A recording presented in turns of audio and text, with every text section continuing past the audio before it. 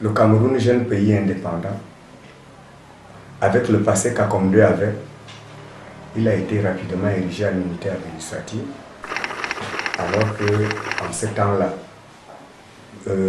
Kribi dépendait de la région du littoral. Vous vous souvenez? Quand Aïdjo érige Acom II en district en 1962, ce n'était pas évident. Et ça, c'est grâce à l'héritage historique.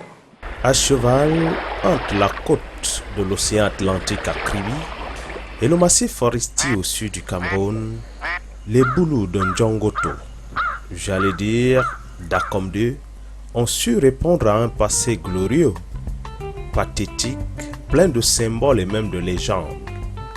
Retour à l'histoire, genèse d'Acom II.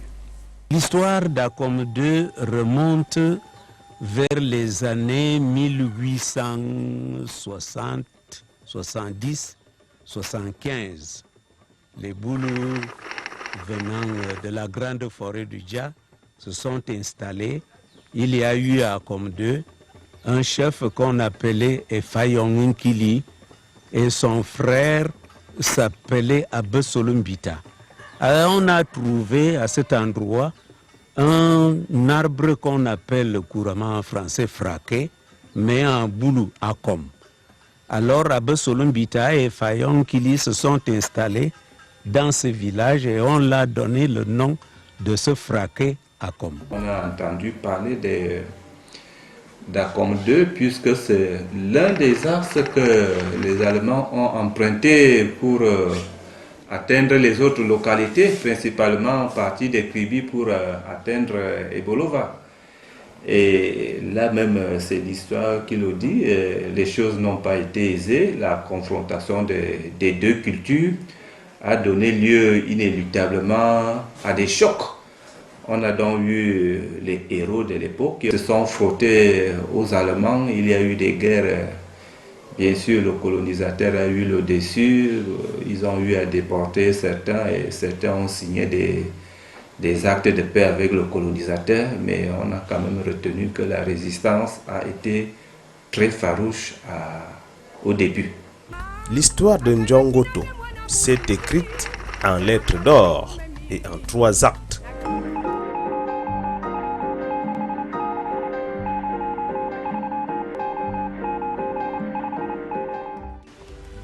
Cet homme moustachu, c'est de lui qu'il s'agit. Révérend docteur Adolphe Clement Good, alias Ngoto Zambe, est le tout premier missionnaire qui a exploré le pays Boulou en septembre 1892. Nous sommes au sommet de la colline dite Nkole Fulan.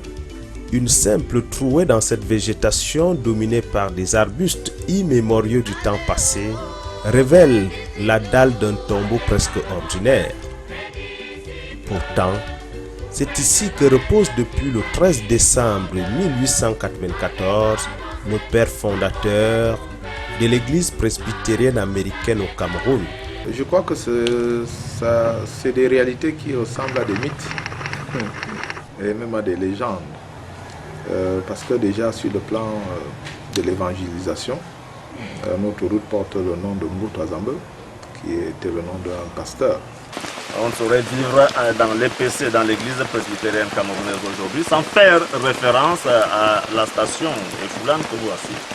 Cela fait bénéficier. Vous allez constater ici qu'au niveau des mœurs, les gens ici sont très sensibles.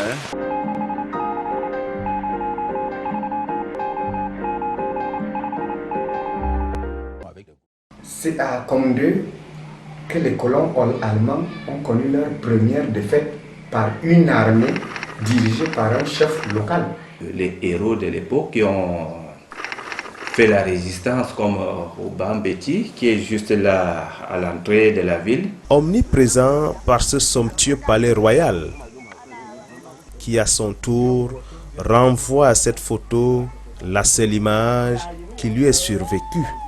C'est une tribu qui se voulait trop collaboratrice avec les Allemands et qui avait à un certain moment emporté peut-être leur faveur, ont dû vouloir régler leur compte à la tribu Boulou. Et ils ont enlevé 3 princes. Lorsqu'ils ont été arrêtés par les Allemands, et qu'ils ont tenté de s'évader. Les 2 autres sont partis et lui, on l'a rattrapé. Ubambeti a appris que les Allemands avaient pendu 2 boulous venant de Saint-Melima pour quelle raison? Parce qu'ils devaient de la marchandise aux firmes de Kribi. Tous les boulous de la région étaient très intrigués. Alors l'un de ses cousins est venu jurer à Ubambeti d'aller livrer son fils qui était gardé en otage par l'autorité allemande à Kribi. Et c'est pour cette raison qu'Ubambeti a livré cette guerre contre les Allemands. Pour Ubambeti, la dignité d'un peuple s'octroie avec du sang et non avec la bouche. La guerre, c'était son affaire, et malgré les bonnes intentions du pasteur William Caldwell Johnson de la station missionnaire des Foulans qui souhaitait jouer les médiateurs, Ubambeti fit bourdonner les tam-tams de guerre. À Kribi, le quartier qu'on appelle aujourd'hui Tala, qui s'appelait Ebambok. Ubambeti s'est installé là pendant des mois, Kribi. Et les renforts finalement sont arrivés pour la riposte. Les autorités allemandes avaient jugé utile de nommer Ubambeti chef.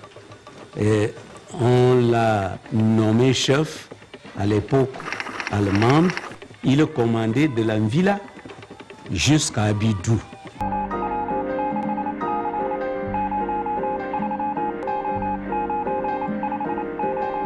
Dans le répertoire historique de Ndjangoto figure également la légende de Martin-Paul Samba.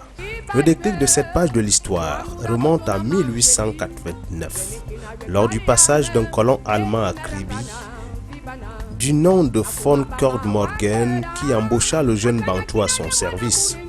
Après un séjour à Boya dans le sud-ouest du Cameroun, Martin-Paul Samba est envoyé en Allemagne pour 3 ans d'études, au terme desquels il suivra pendant 3 années supplémentaires une formation d'officier dans l'armée impériale.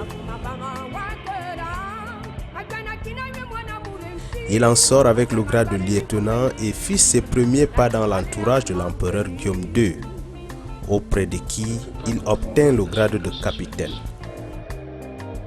Jeune capitaine noir dévoué, Martin-Paul Samba aurait entretenu de très bons rapports avec l'empereur, qui lui aurait promis le poste de gouverneur du Cameroun en remplacement de l'allemand von Puttkamer.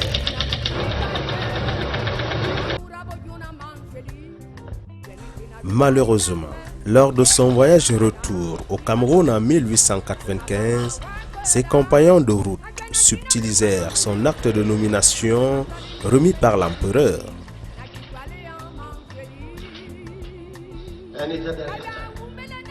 Pour quelle raison? L'ordre n'en dit rien. De ce fait, le gouverneur allemand ne put lui céder la place. Dans l'intention de chasser les Allemands du Cameroun, il replia sur Ebolova, organisait une révolte.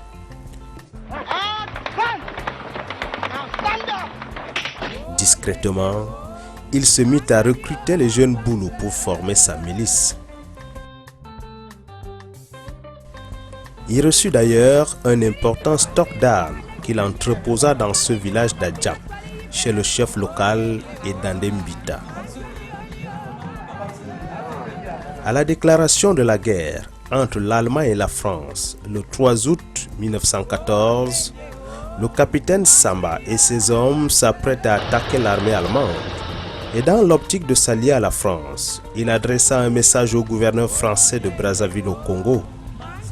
Ce message, malheureusement, tomba entre les mains des Allemands.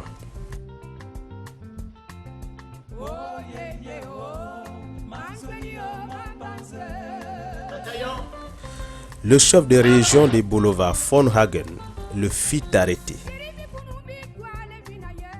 3 jours après, il est fusillé devant la prison des Bolova le 8 août 1914.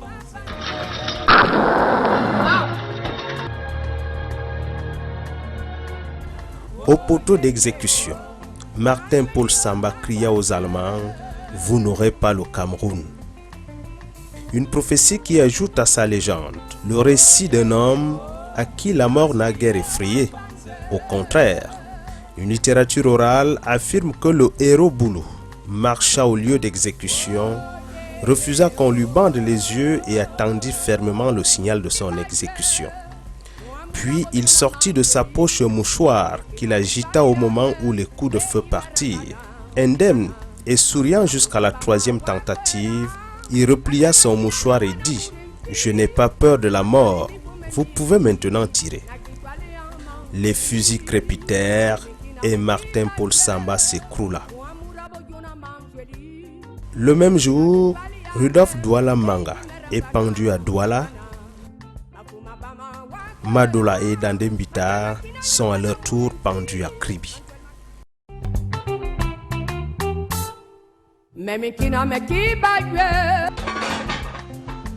À Akom 2, on peut malgré tout se nourrir à sa faim.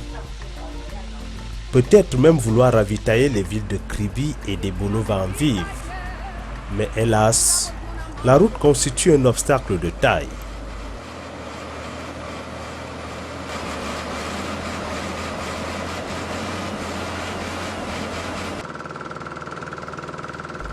Durant la saison des pluies, les populations tirent le diable par la queue au point où elles ont tenu à exprimer leur ras-le-bol.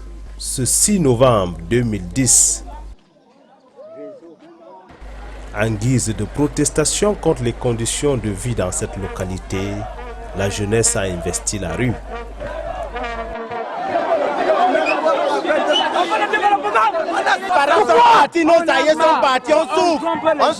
Le constat actuel, c'est que par rapport à l'histoire, la localité n'a pas beaucoup profité. Il y a eu un départ au début, certes, mais il y a aussi eu une longue période d'hibernation qui demeure encore jusqu'à ce jour.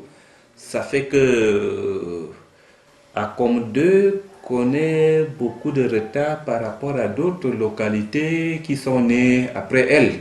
Pour arriver au chef-lieu de notre région, il faut passer par Edea, par Yaoundé pour y arriver. C'est quand même pénible et je crois que ce n'est pas faire pleurer que de le réclamer et de le crier fort. Le développement du monde rural suppose le désenclavement des bassins de production agricole, la mise en œuvre des grands projets structurants.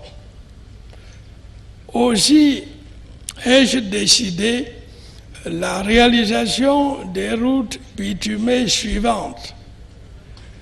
Et Bolva Kribi par la Akom 2.